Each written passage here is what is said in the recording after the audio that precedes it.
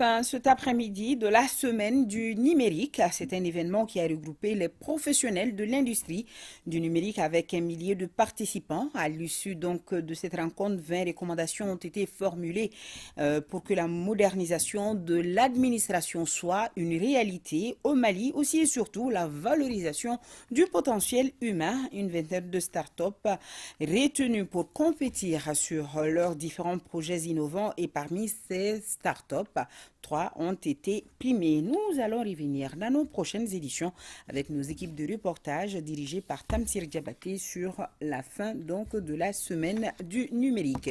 Et toujours en parlant de la semaine du numérique, espace d'échange et de rencontres, elle s'est faite également autour de thématiques d'actualité comme le processus de digitalisation et identité numérique ou inclusion financière et numérique au Mali. 2 thèmes animés par des spécialistes du numérique afin de partager leurs expériences professionnelles avec les participants de la semaine. Mohamed Kantao, compte rendu. Pour faire du Mali l'un des pays les plus numérisés en Afrique, il est nécessaire d'accorder une part belle à la modernisation de l'administration et à la sécurisation de la communication institutionnelle. Ainsi, plusieurs sujets sont traités dans cette première édition de la Semaine du numérique. Parmi ceux-ci, le processus de digitalisation et identité numérique, état des lieux, enjeux et défis. Moi, personnellement, j'ai appris beaucoup et j'espère que ça nous permettra chacun dans notre domaine de faire évoluer nos structures respectives. Quand on parle de la digitalisation, c'est permettre à tous les citoyens, par exemple, de pouvoir accéder à des services depuis leur géolocalisation, depuis chez eux. Autre thème abordé au cours de ce rendez-vous du digital, inclusion financière et numérique au Mali.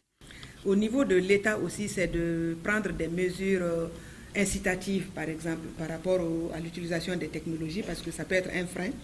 On veut promouvoir l'inclusion à travers l'utilisation des outils numériques. Il faut faciliter l'accès à ces outils numériques par toute la population, au milieu rural. Au niveau de l'État, on va aussi demander d'étendre le réseau téléphonique, la qualité de l'Internet, et puis l'énergie aussi. Il faut que l'énergie aussi soit à un coût abordable. Les banques doivent avoir des conseils. Au niveau de l'AMTP, les applications qu'on va développer, qui sont des applications mobiles, ne pourront pas fonctionner sur leur téléphone.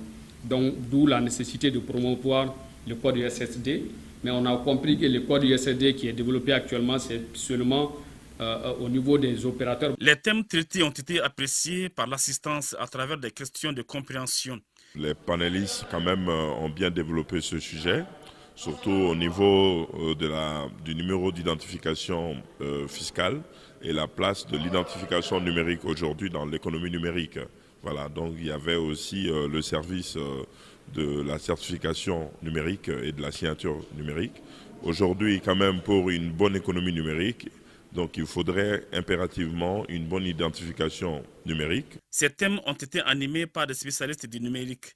Des centaines de professionnels en la matière se côtoient pour partager leurs expériences afin de hisser le Mali parmi les pays émergents en matière numérique sur le continent. En